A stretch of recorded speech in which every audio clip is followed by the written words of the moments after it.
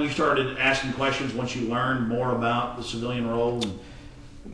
Towards my end in law enforcement, when I started getting discouraged with it, yes, that's when I started quitting. But when you're younger and you're trying to achieve, and you got all the fancy jewelry on and all the badge and the car with all the nice decals and lights, and you're disillusioned by a lot of different things once reality hits. And just the way law enforcement's changed a lot. It's changing a lot. How has it changed? How people perceive law enforcement is more of an occupying army than somebody that's there to be part of that community and help that community. Like I said before in the prior interview, that before people knew the law enforcement officer that patrolled their neighborhood or could go down to the city police department and ask for help, where now it's more of a you're making trouble for yourself by going to report a crime, or just the perception that people have of law enforcement. Now, don't get me wrong, there's some great cops out there, some of the best, and they're still there doing the job, and there's no one comes up there doing the job. But for the most part, it's treated like a occupying army. You're seeing a lot more of the training of putting distance between yourself and the people you're trying to protect. The new rules of engagement, an us against them mentality. Peace officers are defenders of the people. You bring them a hot cup of coffee, a slice of pie. They help you get the cat out of the tree. That was the old days, before they became the military and then merged with the military. That's before they started patrolling our streets and running our country. That's before the Second Amendment was under attack and, frankly, almost gone.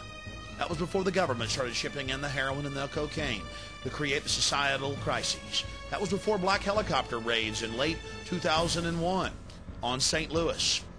Don't believe us? Call somebody who lives in St. Louis.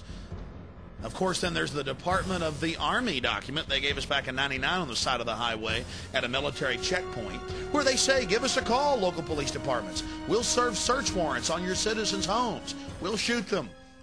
Our response area is in 77 counties. We're responsible for 77 counties here in Texas. Oh, really? So if a local PD needs support, they'll call us.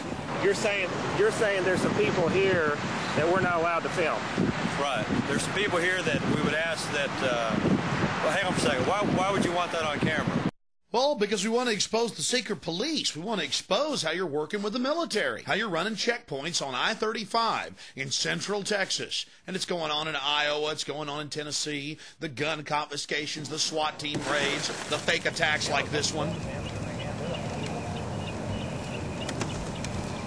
On Saturday, May 12th, at approximately 8:50, an explosive device went off in the Bell County Annex in the 500 block of East 2nd Street in Belton.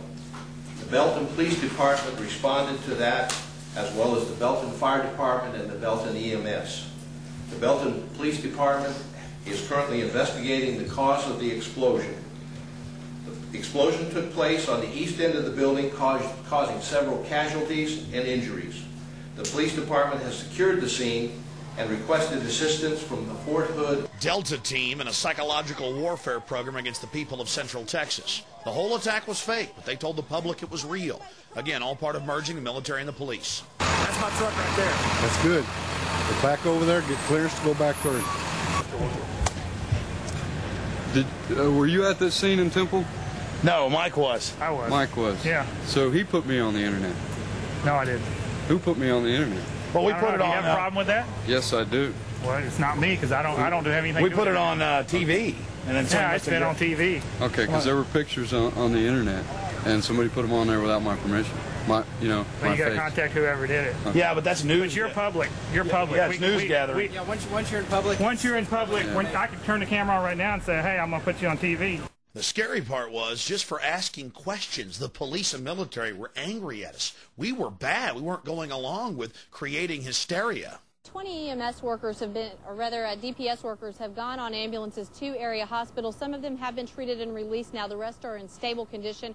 EMS tells us another 5 drove themselves to area hospitals, and then they checked out. About 161 people here on the scene. In 2000 alone in Austin, Texas, there were 8 separate fake bio attacks. They even had a fake nuclear spill and shut down I-35 and called out the National Guard. A couple weeks later, they quietly announced, oh, it was just a drill. But you should have seen the psychosomatic response of the people. Suddenly, hospitals would be jam-packed. The population was buying it. Stage management big. It's absolutely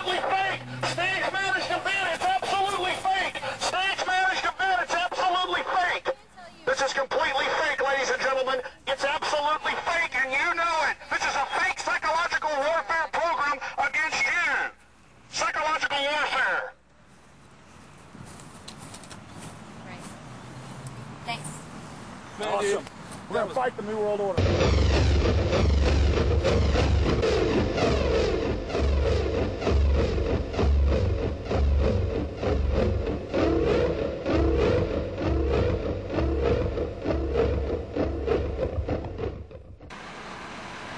Hello, Waffen SS. Get it on. I got it. Get the searchlights.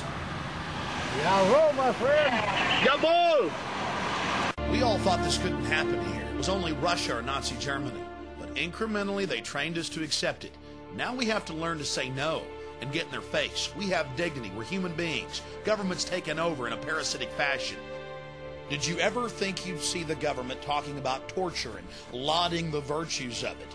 Well, now it's actually happening in hundreds of publications. And if you're not for torture, you're with Al-Qaeda. Why, even phony liberals like Alan Dershowitz have been publicly peddling it, telling us it's time for us to reassess our laws and accept torture. But for the terrorist, of course. But the evidence shows that we are now the terrorists. They talk about using cattle prods and rubber hoses on people.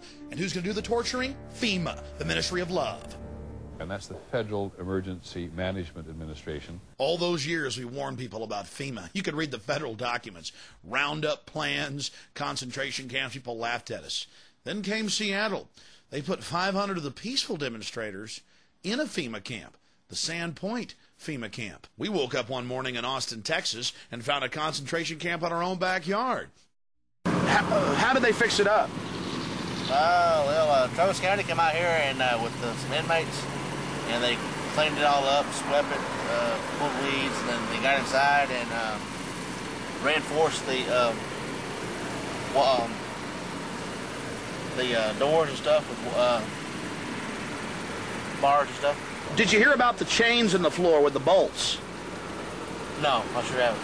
They announced it on the news. They threw it in our face. The U.S. Army, FEMA out of an old 747 hangar, bolts and chains in the floor, troops marching around, armored vehicles, porta potties, stacks of cots.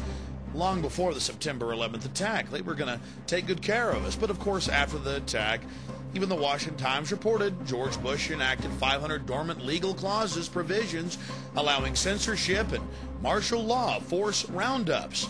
Then they have the model state's health law, where they're allowed to put us in sports stadiums or aircraft hangars and, quote, shoot old women if ordered to do so. The Model State Emergency Health Powers Act. Most of the 50 states are now passing it as we make this film. And it is a Adolf Hitler wish list. They talk about how to deal with the millions of dead bodies, how they're going to round us up, how to herd us into compact cities, how to use slave labor at the different federal camps, and how they've already been doing it since 1989 at 12 different Army bases. They just got done classifying that, by the way. You can go to the Army's website and read about it. You see, a lot of things have been going on in the country you didn't hear about. They were busy building FEMA camps and getting you ready to go into them. Then they've got bills like H.R. 2977, where they talk about different mind control systems they have, different ultra-low frequency mind control devices that can make you become sick or even kill you or make you do what's required of you. 2977, an actual federal document, an actual federal bill admitting that they're spraying chemical and biological weapons on us through the use of something called chemical trails that they're adding to jet fuel, especially in military aircraft. And then if you go to law enforcement catalogs like Schomer Tech, the biggest law enforcement military catalog out there in the world, they have the sonic nausea system, the supersonic nausea system, where they brag that police have been using this for years to manipulate and stop political speeches. It can make a whole crowd get sick, and they can't even hear it. Then ABC News reported the Kokomo hum, an entire town of people becoming ill from the ultra-low frequency attack on a mass scale. Now let's see how they're indoctrinating our children. Soviet style. You can give information without having to give your name. You guys have all the information that I need. You guys can get paid for good tips, anywhere from up to $200.